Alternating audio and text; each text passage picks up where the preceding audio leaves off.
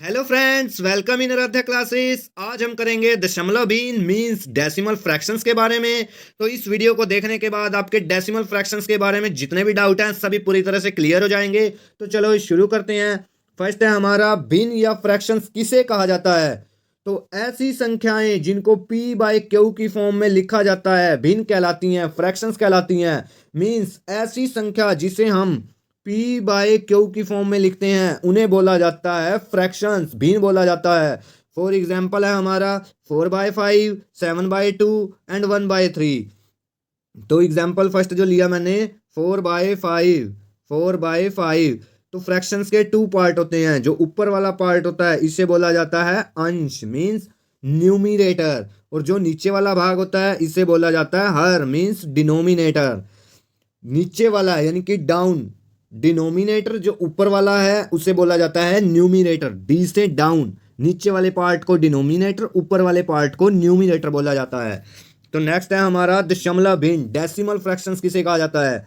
ऐसी भिन्नात्मक संख्याएं जिनके हर 10 की घात पावर में हो उन्हें दशमलव भिन्न कहलाती हैं। मींस ऐसी फ्रैक्शंस जिनका डिनोमिनेटर 10 की पावर में हो, मतलब जिनका डिनोमिनेटर जो है वो 10 या 10 की पावर में होगा, तो उन्हें बोला जाता है दशमलव भिन्न। दशमलव भिन्न जैसा कि क्लियर हो रहा है कि जिसमें दशमलव लगा हो, तो दशमलव कब लगेगा? जब उसका डिनोमिनेटर में 10 होगा, हर के अंदर 10 होगा, तभी तो डेसिमल लगेगा हमारा। तो दशमलव भिन्न ऐसी भिन्नात्मक संख्याएं जिनका डिनोमिनेटर 10 की घात में हो, 10 की पावर में हो, उन्हें बोला जाता है डेसिमल फ्रैक्शन। तो इसको एग्जाम्पल से समझते हैं। तो जैसे मैंने फर्स्ट एग्जाम्पल लिया है 6/10, 3/100, 123/1000। तो 6/10 ये हमारी डेसिमल फ्रैक्शन हो गई। फिर 3/100, 100 क्या होता है हमारा? 100 होता है 10 की पावर 2। तो ये भी हमारी डेसिमल फ्रैक्शंस है, क्योंकि 10 की घात है, जो डिनोमिनेटर है वो हमारा 10 की घात में है, तो ये भी हमारी डेसिमल फ्रैक्शन हो गई।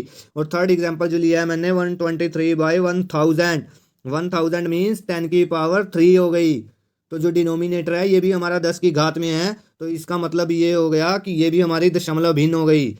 अब हम करेंगे दशमलव भिन्न को साधारण भिन्न में लिखना। मीन्स दशमलव भिन्न को साधारण भिन्न में कैसे लिखा जाता है?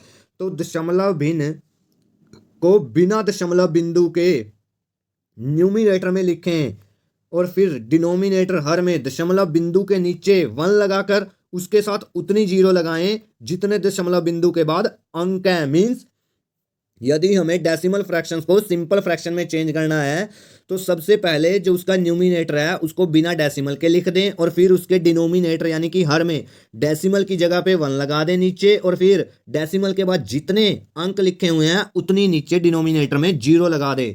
तो इसको भी हम एक एग्जाम्पल से समझते हैं। जैसे फर्स्ट एग्जाम्पल लिया मैंने 0.8, तो सबसे पहले न्यूमिनेटर में इसको एज इट इज ऐसे का ऐसे लिख दें, मतलब 0.8 हो गया ये हमारा। और फिर डेसिमल की जगह पे नीचे 1 लगा दें, और फिर उसके बाद 1 अक्षर है 8, तो एक 0 लगाएं।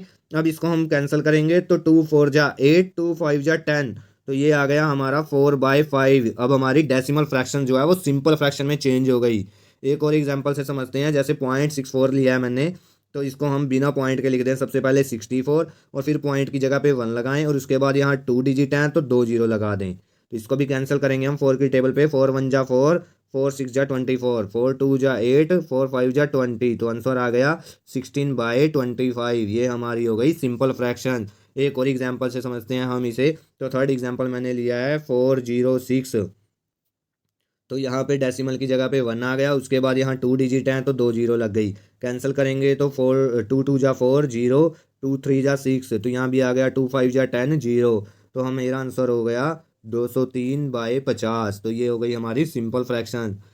अब हम देखेंगे कि दशमलव भिन्नों को जोड़ना, दशमलव भिन्न को कैसे जोड़ा जाता है, क्योंकि बहुत से स्टूडेंट ऐसे हैं जो दशमलव भिन्न को जोड़ते हुए उसमें कुछ गलती कर देते हैं। तो इसको कैसे जोड़ेंगे? दशमलव भिन्न को इस प्रकार लिखें कि दशमलव बिंदु एक दूसरे के ऊपर या नीचे हो। मतलब जब हमें डेसिमल वाली फ्रैक्शंस को जोड़ना है तो हमें सबसे पहले क्या करना है, जो उसके अंदर डेसिमल लगा है उसे एक संख्या के डेसिमल को दूसरी संख्या के डेसिमल के ऊपर या नीचे लिखें, आगे पीछे नहीं लिखना। तो इसको मैं आपको एक एग्जांपल से समझाता हूँ। तो फर्स्ट एग्जांपल जो मैंने ये लिया हुआ है, तो इसको मैं आपको यहाँ पे जोड़ कर दिखाता हूँ। तो यहाँ है हमारा 31.4, फिर है हमारा 0.314, और फिर है हमारा प्लस में दिया हुआ है साथ में 3.14। तो सबसे पहले मैं डेसिमल के बाद सभी अंकों को इक्वल कर देता हूँ। तो यहाँ सिर्फ 4 है और यहाँ डेसिमल के बाद 3 अंक है सेकंड वाले में, तो मैं इसके पीछे भी 2 जीरो लगा देता हूँ। और यहाँ थर्ड वाले में 2 अंक है, 3 अंक करने हैं, तो मुझे यहाँ भी जीरो लगा देता हूँ।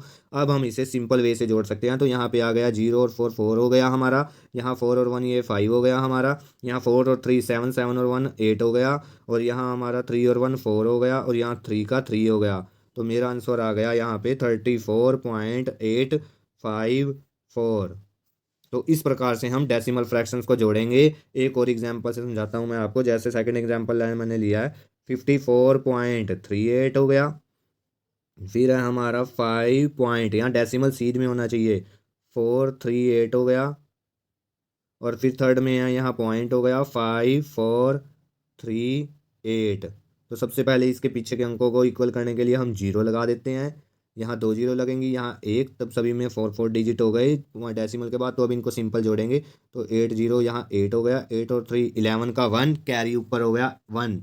तो 8 और 3 11, 11 और 4 15, 15 और 1 16, तो यहाँ 6 हो गया, कैरी हो गया 1 1 हो गया, 3 और 4 7 7 और 5 12 12 और 1 13, तो यहाँ आ गया 3, कैरी हो गया 1 मेरा यहाँ पे भी। 4 और 1 5 हो गया कैरी वाला, और 5 10 की 0, फिर कैरी हो गया 1 5 और 1 6। तो मेरा आंसर आ गया 16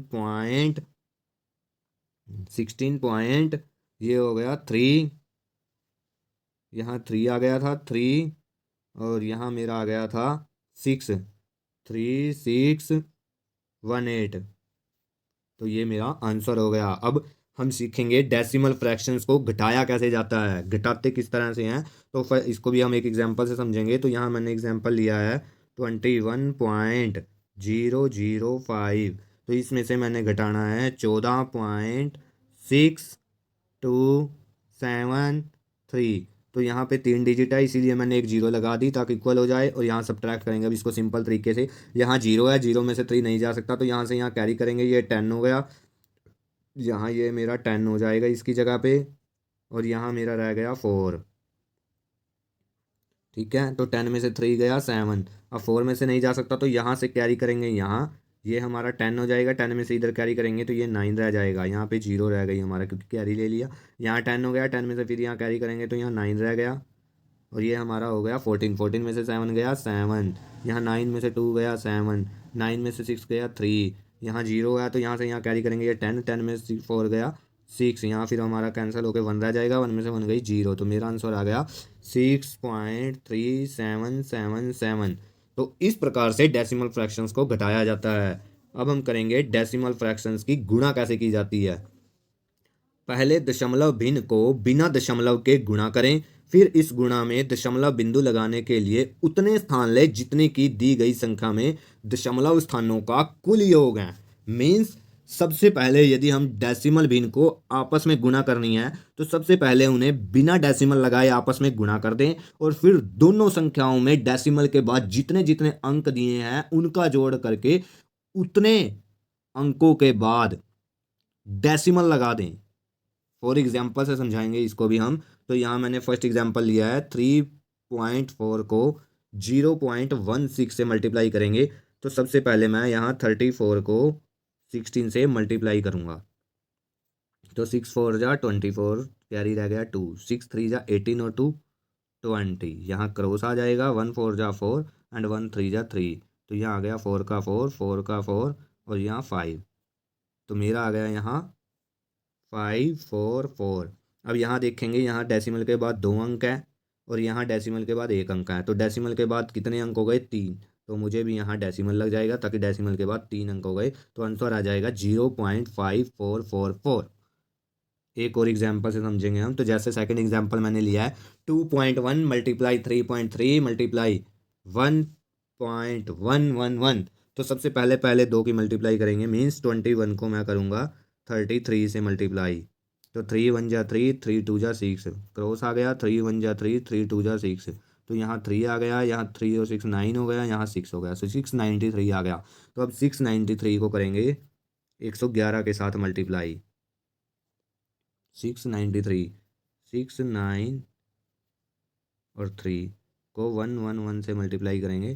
तो यहाँ आ जाएगा 693 का 693, यहाँ क्रॉस आ जाएगा, यहाँ 396 आ जाएगा, यहाँ 2 क्रॉस आ जाएंगे, यहाँ आ जाएगा 396 आ जाएगा। अब इनको जोड़ करेंगे तो यहाँ 3 का 3 आ गया पहले वाले में, ये क्रॉस है इसके नीचे। यहाँ 9 और 3 12 का 2 आ जाएगा, कैरी 1 हो जाएगा ऊपर। तो 6 और 9 15 और 3 18 18 और 1 19 का 9 आ जाएगा, कैरी यहाँ भी 1 आ जाएगा। तो 6 और 9 यहाँ 9 है हमारा, तो 9 और 6 15 और 1 16 का 6 आ जाएगा, कैरी फिर 1 आ जाएगा। हाँ, कैरी फिर 1 आ जाएगा। और यहाँ हमारा 6 है, 6 और 1 7 हो जाएगा। ठीक है, 3 का 3 आ गया, 9 और 6 9 एंड 3 12 का 2 आ गया, कैरी 1 हो गया। 6 और 9 15 15 और 1 16 का 6 आ गया, कैरी 1 हो गया। 6 और 1 7 आ गया, और 6 हाँ 16 का 6 आ गया, 6 और 1 9 आ गया। ठीक है, तो यहाँ हमारा डेसिमल कितने अंकों के बाद है, यहाँ 2 हो गए, यहाँ एक 3 और एक 4। तो मेरा आंसर आ जाएगा यहाँ पे 7.6923, ये मेरा आंसर हो गया। अब हम करेंगे दशमलव भिन्न को भाग करना, कि दशमलव भिन्न को भाग कैसे किया जाता है। दशमलव भिन्न को बिना दशमलव बिंदु का ध्यान रखे भाग करें और फिर उतने स्थानों के बाद दशमलव लगाएं जितने की संख्या में हैं। फॉर एग्जाम्पल जैसे समझते हैं हम इसे, मतलब कि दशमलव भिन्न को बिना दशमलव बिंदु का ध्यान रखे भाग कर दें और फिर उतने स्थानों के बाद दशमलव लगाएं जितने की संख्या के अंदर दिए हुए हैं। तो इसको भी मैं आपको एक एग्जाम्पल से समझाता हूं। तो यहाँ फर्स्ट एग्जाम्पल मैंने लिया है, 0.72 को 8 से डिवाइड करना है। तो सबसे पहले बिना डेसिमल का ध्यान रखें, 72 को 8 से डिवाइड करो, 8 9 जा 72, और फिर उतने डिजिट के बाद डेसिमल लगाएं जितना इसमें है। तो 2 डिजिट के बाद है और यहाँ 9 आ गया, तो इससे पहले 0 ले लेंगे हम, तो आ जाएगा हमारा आंसर 0.09। एक और एग्जांपल से समझाता हूँ मैं आपको। जैसे सेकंड एग्जांपल मैंने लिया है, यहाँ 63 को 9 से सबसे पहले डिवाइड करें, 9 7 जा 63, तो 7 आ गया। अब यहाँ कितने के बाद है, 5 अंकों के बाद है, तो इसके आगे 4 जीरो लगाएंगे हम, 7 0 0 0 0, और फिर आएगा डेसिमल और फिर 0। मेरा आंसर आ जाएगा 0.00007। ठीक है, और अब जो थर्ड एग्जाम्पल है, इसके अंदर जो है हमारा दोनों के अंदर डेसिमल दिया हुआ है। तो इस सम को हमें कैसे क्लियर करेंगे, तो इसके लिए सबसे पहले हम इसे लिखेंगे, डिवाइड करना है तो बिना डेसिमल के लिखो 192, डिवाइड में सबसे पहले इसे सिंपल फ्रैक्शन में लिखो, डेसिमल की जगह पे 1 आ गया, उसके बाद 4 डिजिट हैं तो 4 जीरो आ गए नीचे। फिर इसको डिवाइड करना है 16 से, तो डिवाइड में इसके 16 भी आ गया नीचे, और ये 3, तो इसके नीचे आ गया 1, और 3 डिजिट के बाद था डेसिमल, तो 3 जीरो आ जाएंगे हमारी। तो 3 जीरो के साथ ये 3 जीरो कैंसिल, 16 1 जा 16, 16 1 जा 16, 3 रह गया 2, 16 2 जा 32, 12 हो गया। तो 2 6 जा 12, 2 5 जा 10, तो मेरा आंसर आ गया 6/5। एक और एग्जाम्पल से समझते हैं इसे हम।